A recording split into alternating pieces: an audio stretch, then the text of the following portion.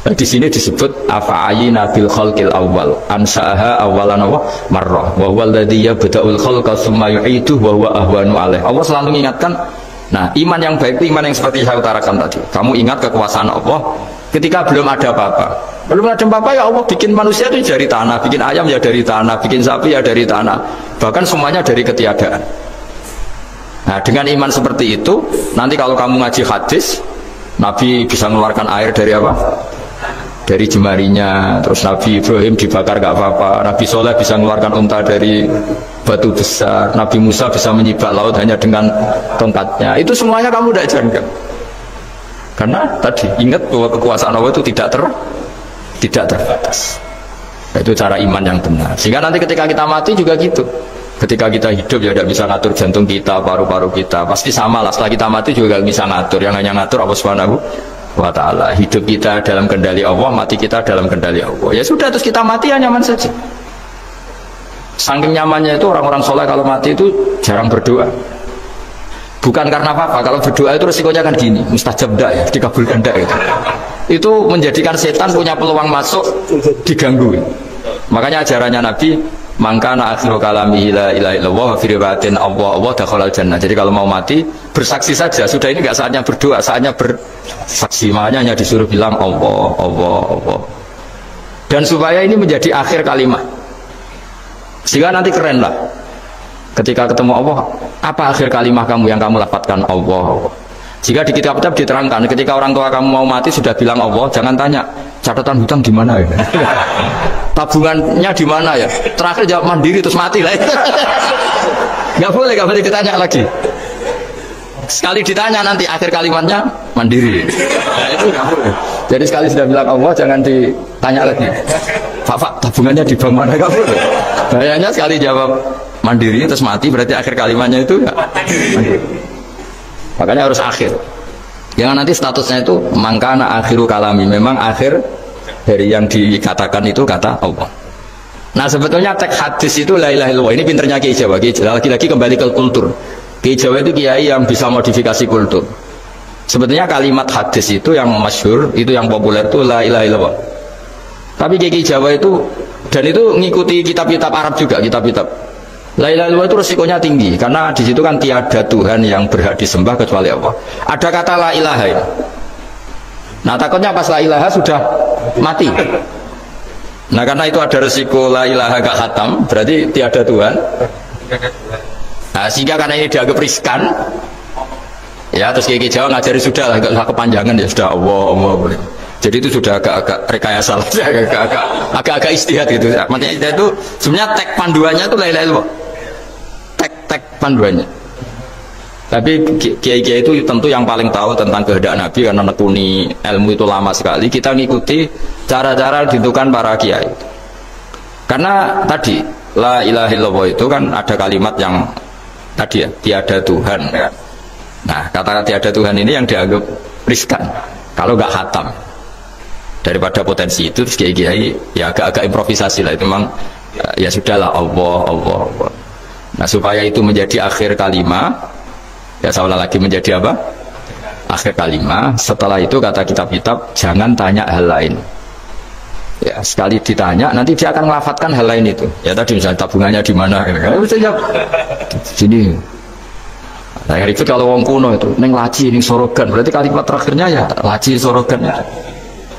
Nah, sehingga terus itu pinternya guru-guru kita. Jadi saya ulang lagi ini yang terakhir saya pesen, latihlah iman seperti imannya para ulama, para aulia, syukur-syukur yang dekati imannya para nabi. Itu cara berpikir itu al-khalqul awal. Afa'ayina bil khalqil awal. Qul yuhyihal ladzi ansaha. Yang terakhir saya pernah ditanya, ya agak gojekan, agak guyon, tapi saya ditanya. Saya tuh nggak bisa melihat, terus aneh orang Afrika itu. Kan misalnya ada Miss Afrika itu. Di sana itu orang paling cantik, malah kadang itu ada kriminal gitu, karena orang Afrika merkosa Miss Afrika ya. Itu kata orang Indonesia, dikakno aku ya doyan gitu. Itu kan nah ini kan secara syariat mungkin lelaki itu punya rasa dengan perempuan itu ya kalau berpakaian seronok atau gimana secara teori. Tapi sebetulnya oke itu benar, tapi sebetulnya ada ansa'aha awala. Orang Indonesia itu didesain gak suka orang Afrika. Orang Afrika ya didesain gak suka orang Indonesia, sehingga orang-orang Afrika kalau melihat orang Indonesia yang paling cantik mungkin ya iskal. Wong cempeh kayak gampang gitu kok cantik. Mungkin perasaannya cowok-cowok Afrika aja. Itu cantiknya di mana? Orang Indonesia kebalik kan? Kalau cowok-cowok Indonesia ngeliat Miss Afrika, cantiknya itu nanti. Kok sampai ada pemerkosaan tuh apa? Nah itu menunjukkan Allah yang Maha Kuasa. Allah itu mendesain gennya orang sana. Beda dengan kita. Ya itu bukti bahwa Allah itu nggak bisa. Ya sudah semuanya itu Allah yang mendesain. Itu bukti bahwa manusia itu bisa apa di depan orang kayak Afrika kok disuruh bilang cantik, kita kan protes. Cantiknya di mana? Mungkin orang sana juga protes ke kita. Orang Jawa cempeh itu kok cantiknya deh. Itu orang-orang Indonesia kalau melihat bule cantik itu kan kalau temukan janggal. Orang-orang Jogja bule wayune nang ndi gitu. Kulitnya gitu kan ya sama mereka juga bilang kita mungkin seperti itu. Itu namanya didesain ansaha awal apa? Mar, sudah memang desainnya seperti itu. Nah di sini supaya kita ingat. Nah, ingat bahwa hati juga gitu. Ketika kita cinta istri itu janggal betul kalau terjadi konflik. Tapi kalau sedang konflik itu janggal betul terjadi perdamaian. Nak lagi mau ngangkel itu ya problem betul. Nah ini di sini pentingnya iman. Orang terus disuruh berdoa ya muqallibal qulub tsabit qalbi ala dini, karena kita tidak tahu cara berpikir. Ada perempuan cantik sering merenggut, pecintanya ya banyak, dianggap pemikir serius. Tapi kalau baru gedeng namanya ya merenggut, bukan pemikir. Orang senyum itu kita seneng gitu. Tapi kalau baru gak seneng, murahan guyu. Jadi manusia itu unik. Hanya sama, tapi cara nganalisis beda. Tinggal sedang seneng apa enggak. Lucu kan? Ada orang anteng di rumah itu kalau lagi seneng ya, oh itu anteng nggak banyak ngeluyur. Tapi baru nggak seneng, seneng ngomong nganggur. Nah, itu kita tidak pernah tahu. Kita simpulkan apa itu tidak pernah tahu. Makanya wisata, pernah ada orang wisata datang ke sini tak nasihatin.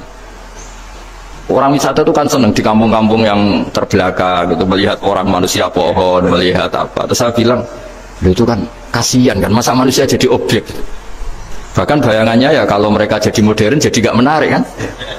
Padahal kita yang orang pendidikan kan inginnya mereka terentas lah dari kultur itu. Ya itu kan gak sambung kan. Yang satu bilang unik, masyarakatnya masih unik, masih naik-naik pohon. Tapi bagi orang pendidikan kan tersiksa kan. Ini ya, bangsa kita, warga kita kok masih seperti itu. Makanya orang wisata itu nasihati, kamu kesana itu niat melihat apa niat mengentas. Kalau niat mengentas tak jamin ada pahala kan. Bagus, mau niat mengentas katanya. Niatnya baru sekarang apa mulai dulu-dulu? Baru sekarang. Ya ini cerita dari manusia itu semudah itu, Pak. Nah, setelah kamu ngaji ini, kamu tidak akan janggal terhadap kenapa Nabi itu begitu santai. Ketika tadi makanan misalnya satu wadah itu cukup untuk orang 300. Sampai Jabir yang undang Nabi kan hanya kambing kecil, cukup orang 6. Ternyata Nabi ngajak orang 300 lebih.